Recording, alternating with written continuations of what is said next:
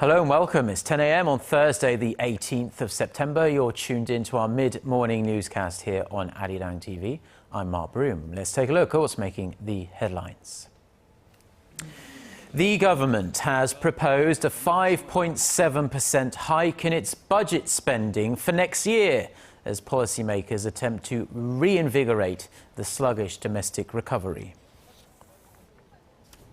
Korea sets its tariffs on rice imports at over 500% as the country edges closer towards the liberalization of its rice market. Experts say such high tariffs will help local rice producers compete with cheap imported rice from China and the US. Plus, US President Barack Obama rebuffs the head of the military, reaffirming that there'll be no large-scale conventional US ground troops involved in the conflict against Islamic State militants in Iraq. Our top story this morning, the Korean government has laid out its budget plan for next year that raises spending by the largest amount since the onset of the 2008 global financial crisis. The finance ministry says its expansionary fiscal policies are necessary to pull the economic recovery out of a protracted rut. Hwang Ji-ae has the details. The government will maintain its expansionary economic policies in 2015 as it looks to boost the nation's sluggish growth rate. In its budget proposal laid out during a cabinet meeting on Thursday, the finance ministry said it will raise budget spending by 5.7% from this year to 376 trillion won, or roughly 360 billion US dollars. The ministry expects the increased expenditure to actively boost the economy. It said that although the move could threaten the nation's fiscal soundness in the short term, the greater priority now is on breathing fresh life into the sputtering economic recovery. That way, the ministry believes Korea will be able to achieve long-term fiscal balance through increased tax revenues generated on the back of strong economic activities. The government expects tax revenues to rise on average 5.1% annually from 2014 through 2018 as the increased spending plan is projected to help the economy grow by 4% next year. Korea's debt-to-GDP ratio, however, is expected to rise about 1 percentage point in 2018 from this year to over 36%. The government says a national debt-to-GDP rate in the mid-30% range reflects Korea's relatively healthy fiscal situation, as it's still much lower than the OECD average of around 110%.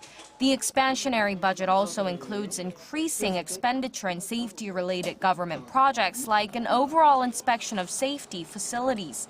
The government wants to prevent large-scale accidents and disasters like April's ferry sinking from happening again.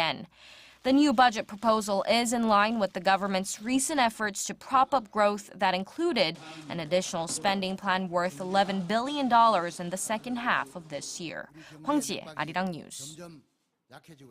Now, as Korea edges towards the full liberalization of its rice market next year, the Korean government has decided to set the country's tariffs on rice imports at more than 500%. 513% to be exact. Speaking to Korea's Yonhap news agency, a ruling party lawmaker said officials from the Agriculture Ministry and the Trade Ministry will sit down with lawmakers later on this Thursday for more talks on this issue. Experts say such high tariffs will help local rice producers compete with cheap imported rice from China and the US. The government will submit its plans to the World Health Organization later this month. It will then be subject to the scrutiny of the organization's members over a 3-month period. Up until now, the Korean government imported slightly over 400,000 tons of rice every year on the condition that it wouldn't have to liberalize its rice market. The US Federal Reserve has vowed to keep interest rates near zero for a considerable amount of time, arguing that the economy is expanding at a moderate pace. Chairwoman Janet Yellen said the country's inflation rate was running below the Policy Committee's 2% objective, and there were still too many Americans out there who want jobs but can't find them. Also, the Fed decided to stay on course on the tapering of its monthly bond buying program until it comes to an end in October, saying it will cut an additional $10 billion starting next month. Back here in South Korea, and the public's patience with the nation's lawmakers has been stretched essentially to breaking point in recent months as a contentious bill on April's ferry sinking has completely paralysed parliamentary activity at the National Assembly. Under orders from the Assembly Speaker, standing committees restarted their activities on Wednesday, but nearly half of the members were missing as the opposition continues its boycott over the bill. Ji Myung-gil reports. The National Assembly's standing committees are back at work. They began reviewing pending bills Wednesday and now have a timetable for plenary sessions, government audits, and hearings over the next 3 months. But there's less certainty about how much lawmakers of the New Politics Alliance for Democracy will be participating. They are boycotting all parliamentary proceedings over the unpassed Seoul ferry bill.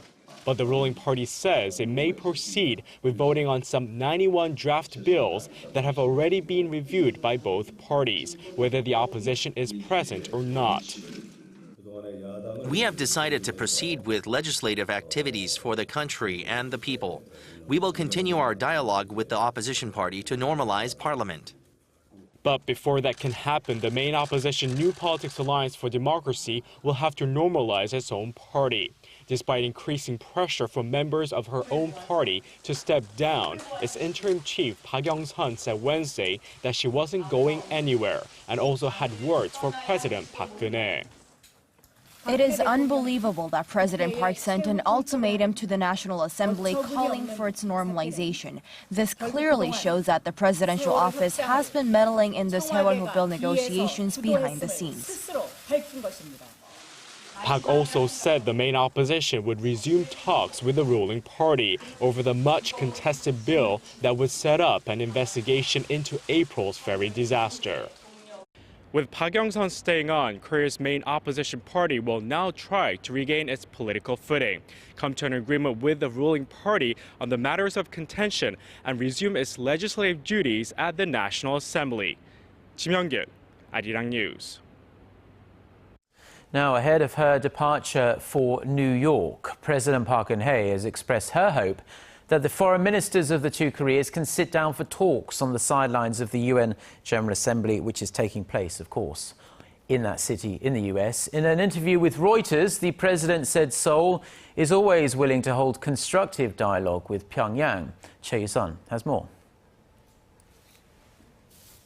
With North Korea still unresponsive about the South's proposed talks to improve ties, President Park Geun-hye, ahead of a trip to the UN General Assembly next week, left the door open to engaging with the North. 고위급 접촉을 제의한 데 대해서 좀 빨리 호응을 해서 대화를 하자 이렇게 말할 수 있는 기회가 있다면 좋겠습니다. 또 외교 장관끼리 뭔가 그런 문제를 가지고 대화를 할 수 있는 기회가 있다면 그것도 뭐 바람직하다고 생각합니다. Although officials from the two Koreas have no plans to meet on the sidelines at the UN, there is growing speculation that they may come in contact. North Korean Foreign Minister Lee Soo-yong, who is attending the global summit this year, is Pyongyang's highest-ranking official to do so in 15 years. Starting her second year in office, President Park has been seeking ways to normalize relations with the northern neighbor and for the two Koreas to prepare for reunification. 분단의 고통을 해소하고 극복하고 또 평화 통일 준비를 위한 것이라면 저는 누구하고도 대화를 할 수 있다고 생각을 합니다. 이제 여기서 중요한 것은 어떤 대화를 위한 대화보다도 진정성과 실천 의지라고 생각합니다. The Korean president also had a message for the Shinzo Abe administration regarding Tokyo's whitewashing of having coerced Korean women into wartime sexual enslavement. 이분들에게 사과하고 또 명예를 온전히 이렇게 회복할 수 있도록 일본 정치 지도자들이 결단을 용기 있는 결단을 내리기를 바라고 있습니다. 또 그렇게 해야 경색된 양국 관계도 좀 푸는 지름길이 되지 않겠는가 봅니다.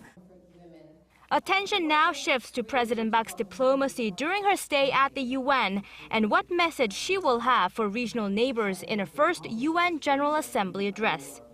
최유선, 아리랑 뉴스. And while we're on the subject of the United Nations and North Korea, a new UN report sheds light on the very poor health of the North Korean people. It says that about 9 million North Koreans, that's more than 1/3 of the total population, didn't have enough to eat between the years 2012 and this year. Although this represents an improvement from previous years, the number is still well above the global average. The UN reports 1 out of 9 people around the world is undernourished. German Chancellor Angela Merkel was named the 12th winner of the Seoul Peace Prize on Wednesday for her dedication to world peace and her attitude towards her country's past wartime atrocities. The Seoul Peace Prize Foundation's chairman said Merkel's steadfast apologies over Germany's past wrongdoings remind the international community of human dignity and human rights. Angela Merkel, who was elected as the first female chancellor of Germany back in 2005, is serving her 3rd term in office.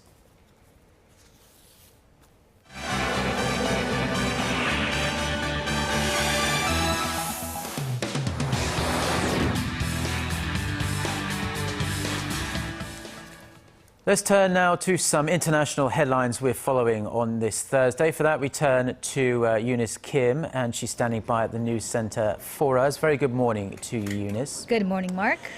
Now, there's been mixed messages out of Washington, but US President Barack Obama is seeking to clarify those. He is saying now that there'll be no American boots fighting on the ground. That's right, Mark. That was the message President Obama had for his audience at the United States Central Command Military Base, also known as CENTCOM, on Wednesday, following comments by his top military brass. You'll remember General Martin Dempsey on Tuesday, which had incited a firestorm of concern of a possible Iraqi combat mission. President Obama underlined that this fight against the Islamic State militants would be fought in coalition with other partner countries, with U.S. boots staying away. He said America could not do what Iraqis must do for themselves, but it would contribute some things that only America can do. This as Iraq's Prime Minister Haider al-Abadi said foreign ground troops on his territory would be absolutely out of the question. The Islamic State, meanwhile, ahead of those remarks, released a video trailer entitled Flames of War that appeared to show American troops at the mercy of their fighters. The sun has set on the United Kingdom, and when it rises again, millions of Scots will head to the polls to decide the fate of their country and, by extension, the union they have been part of for more than 3 centuries. Emotions poured over in the final mass rallies held by both sides, in part to convince those voters who are still torn on where they stand. The latest poll showed a slim lead held by those who want Scotland to stay in the UK. They saw a 51% lead versus a 49% held by the other side in an Ipsos Mori survey released on Wednesday. It did not include undecided voters, though, estimated to be around 8% of registered voters. On his 64th birthday, Indian Prime Minister Narendra Modi welcomed Chinese President Xi Jinping in a rare state visit, only the 3rd by a Chinese head of state to the world's 2nd most populous country. The two leaders are expected to reach economic deals worth tens of billions of dollars during Xi's 3-day trip, compared to the $400 million China had poured into India in the past 14 years. New Delhi is hoping for Beijing to provide a much-needed boost into its infrastructure and manufacturing projects, while China seeks overseas growth opportunities and an ally in its tense regional affairs. At the International Whaling Commission conference in Slovenia, Japan is seeking to resume whale hunting, despite widespread global criticism that had culminated in a UN court ban. It pushed to change a resolution about global whaling criteria to allow Tokyo to engage in scientific whaling, or what it calls scientific whaling. The UN International Court of Justice had ruled in March that the East Asian nations program was not scientific, nor had it produced substantive research. In reaction, Australia joined New Zealand to stop Japan's harpooning hundreds of whales, saying that it is of the view that lethal scientific research is not necessary.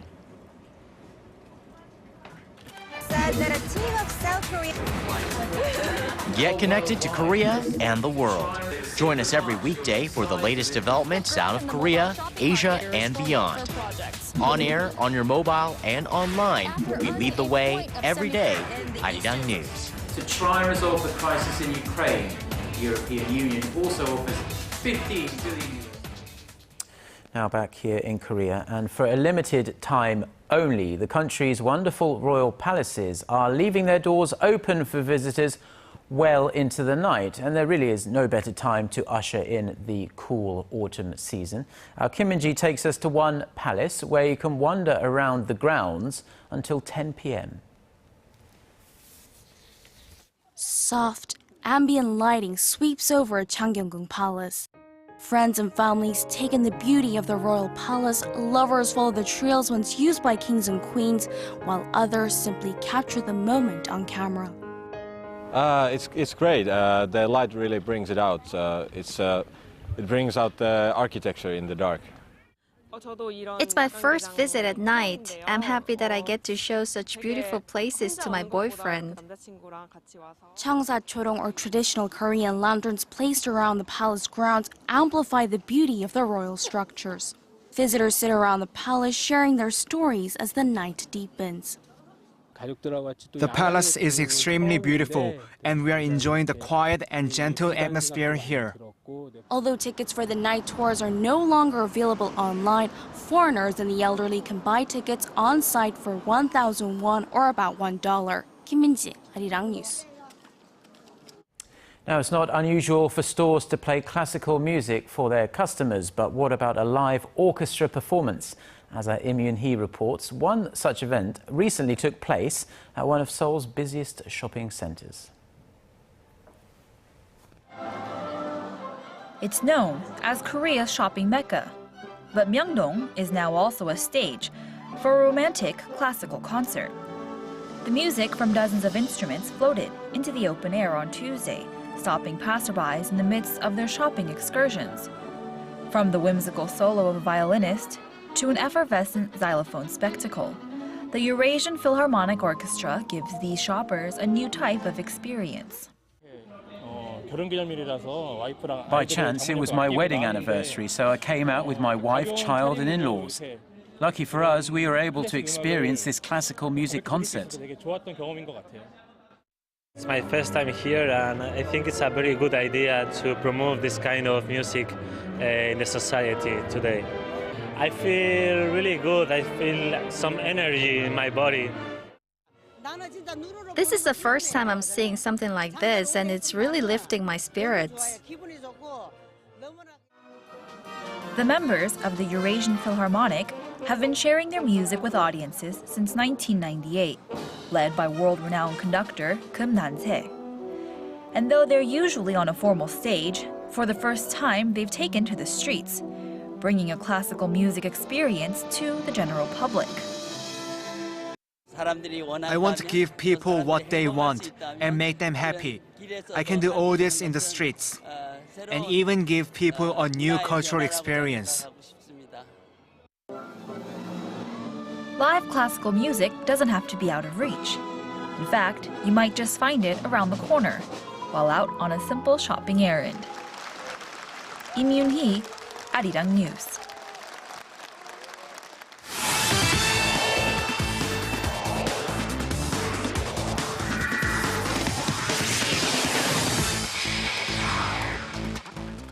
And a good Thursday morning to you all. Now we have a ton of football highlights to cover this morning, starting off with the Asian Games tournament as both the men's and women's team played their second match on Wednesday night. And the under-23 men's team off to a great start as Kim Seung-dae scores in the 11th minute to give Korea the 1-0 lead. The defense does the rest as Korea hangs on to win it 1-0 and advances to the round of 16. Meanwhile, over on the women's group, what a goal fest from the Korean women's team as they beat India 10-0, with Yoo Young-ah scoring 4 goals in the match with Chung Ga-eul scoring a hat-trick as the women's team advances to the quarterfinals. And now moving over to the Under-16 AFC Championship, where Lee Seung-woo and the Korean U16 team faced off against Syria on Wednesday during the semifinals. And what started off as Chang Gyul-hee scoring the only goal in the first half of the match turned into a goal fest in the second half as Lee Seung-woo contributes with a goal and 4 assists in the match. Now, Korea crushes Syria 7-1 as they advance to the finals against North Korea after North Korea defeated Australia on penalty shootout. Now, more football, this time over to the AFC Champions League, where FC Seoul faced off against Western Sydney during the first leg of the semifinals as FC Seoul failed to use the home field advantage, with both sides ending in a 0-0 draw. And now with that, shifting gears to the 2014-2015 KBL Rookie Draft, which took place on Wednesday, and with a number of talented university players on the board, it was quite an interesting draft day. With the Goyang Orions getting the first pick in this year's draft for the first time in team history, they selected one of the top players in Lee Seung-hyun out of Korea University. But the most interesting selection of the day went to Jeonju KCC Aegis at number 4, as head coach Heo passed up on his own son, as Hong was drafted at number 5 to the Wonju Dongbu Promi. And now finishing things off in baseball, one of the biggest issues in international baseball tournaments is the players trying to get used to the official baseball that will be used. And during the Asian Games, it seems like that's going to be a problem once again for Team Korea. With the Korean national team holding their second practice on Wednesday, many of the pitchers had a hard time throwing low strikes with the ball. While the pitchers weren't happy, the batters, well, they loved it, as many of the hitters on the team noticed that the ball travels further than the baseballs they're used to hitting in the KBO. And that's going to wrap it up for me. This has been SJ. Have a great rest of the day, and see you guys again for your sports needs.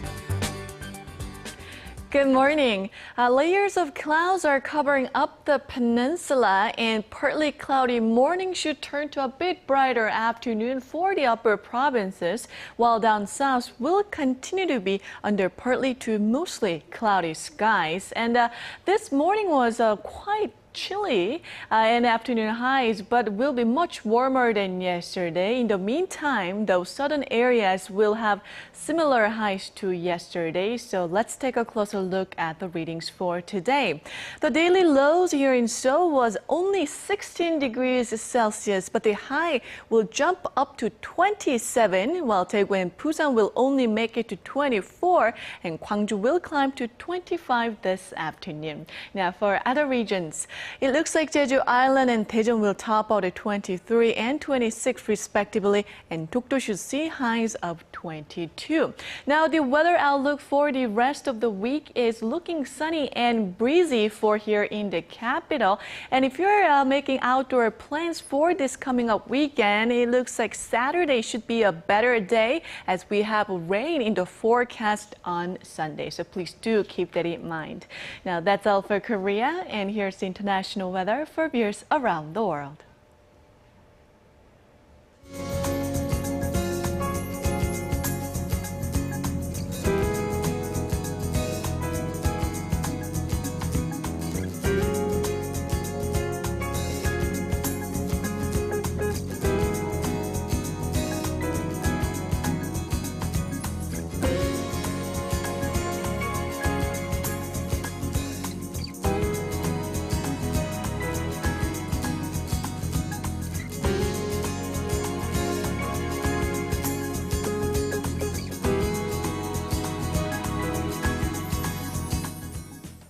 Well, that's all we have for now, but we'll be back at noon Korea time in about 90 minutes. Until then, goodbye.